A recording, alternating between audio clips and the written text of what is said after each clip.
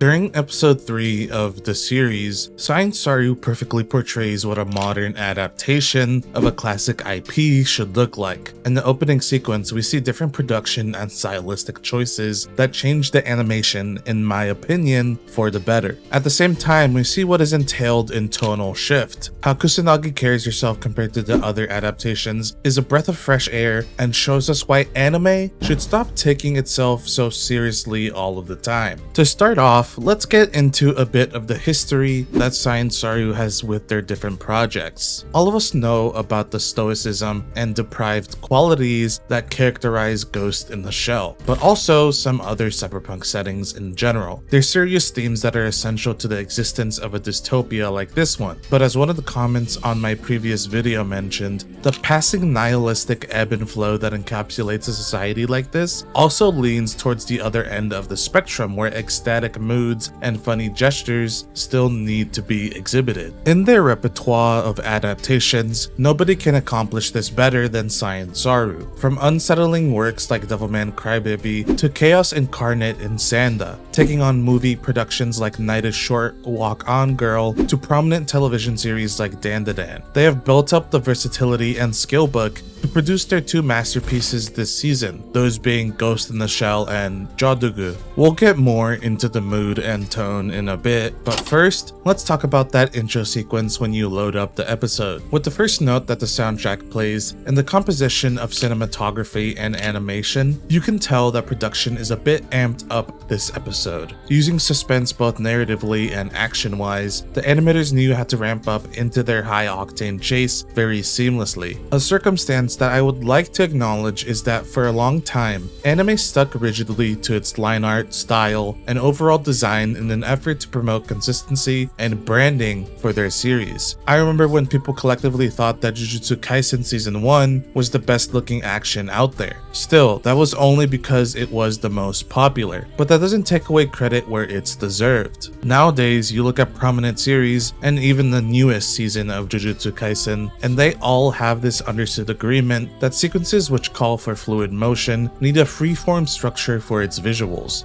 Saru, the studio who is in charge of Dandadan, knows all too well how to perform under this expectation. For older fans of Ghost in the Shell, you can definitely tell the difference, especially when older adaptations of the IP perfectly accomplish their action sequences despite rigidity. In my opinion, I believe the action from the original Ghost in the Shell film was beautiful. It was well coordinated and thought out. There was a beginning, middle, and then a crescendo. For standalone complex, there's also sufficient beauty to be had with how Section 9 handled each case. I was led to believe that the mystery itself is more interesting than the action, which I don't mind at all. It's a strength on its own to reel an audience in with the plot progression. This is to say that I don't have a personal preference for how they choose to animate the action scenes. However, I'd like to acknowledge how eye-catching it is when the style shift is done successfully. It doesn't feel out of place, and much like the sequence within episode 1 of the series, had its own overarching story to the events in this time window. For a bit, let's head back to the atmosphere of that first scenario. During that scene where the commanders are battling one another on the grasslands, the production quality was akin to an orchestra plucking and strumming their hearts out. The soundtrack alone is worthy of its own award, telling a universal story on its own. It perfectly framed the interaction between Section 9 and the other operatives. As soon as the vocals crash in, you can tell that was the finishing blow. The animation itself, especially while the opposing commander was swooping in, changed to a freeform aesthetic that allowed for a wider range, not only in motion but in perception. When you're using smudged edges or blur effects, it's much more up to the audience members how quickly they think the character is moving. It's little things like this that differentiate older action scenes and how artists composite new ones. Moving back to the recent episode, we see the same sort of technique used in the storytelling scene. However, this time, it wants to evoke a sense of suspense and desperateness. As you go along in the sequence, you become less sure of how Kusanagi is going to manage this situation. For a while, she's looking great, but then they get down to street level and it erupts into chaos. That ending shot before it rolls to the opening is a stern conclusion to that portion. It does well to surprise your audience, so across both of my videos, when different fans of the series series were discussing their own viewpoints regarding the adaptation in reference to Standalone Complex, the first films, and the original manga, I wanted to throw my own hat into the ring.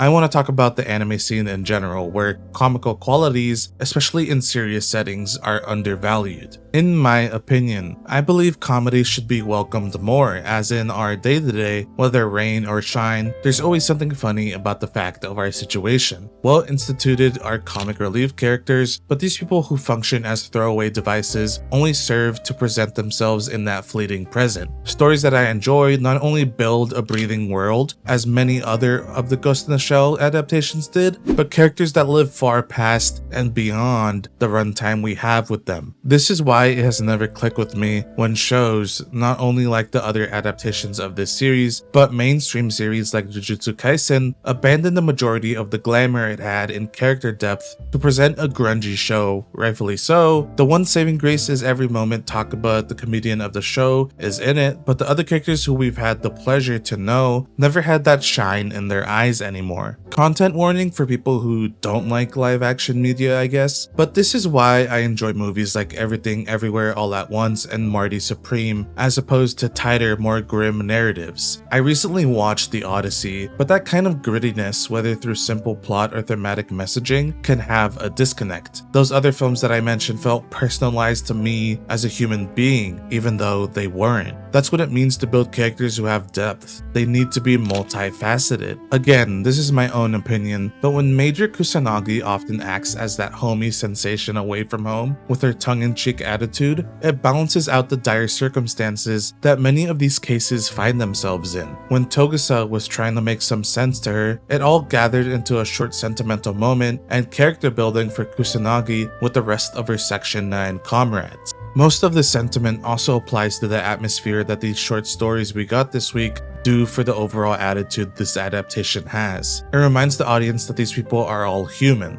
Their job includes dangerous stuff, but they still take care of their Fujikomas, tending to the base and what they need, while hanging out with their other friends, who also sustain a continued existence beyond the pages that they have in the manga and the screen time in the anime. To me, writing this at the moment, it feels like I just went on a really long, prolonged rant. If it didn't make sense, I am very sorry. However, I think there's still merit to what I'm saying. When, as a writer, you don't care much for the journey and only care about the starting point as well as the destination, then whatever that middle entails is going to be absent of spirit. There are so many good stories that could benefit from pacing that opens up the characters and the world. Anyhow, that'll be all from me. Moving forward with each new episode, I want to be able to improve these videos for all of you. If you enjoyed it, like the video and subscribe to the channel for more. Leave any kind of feedback if you're willing, and thank you very much for watching. See you all soon, you cool people.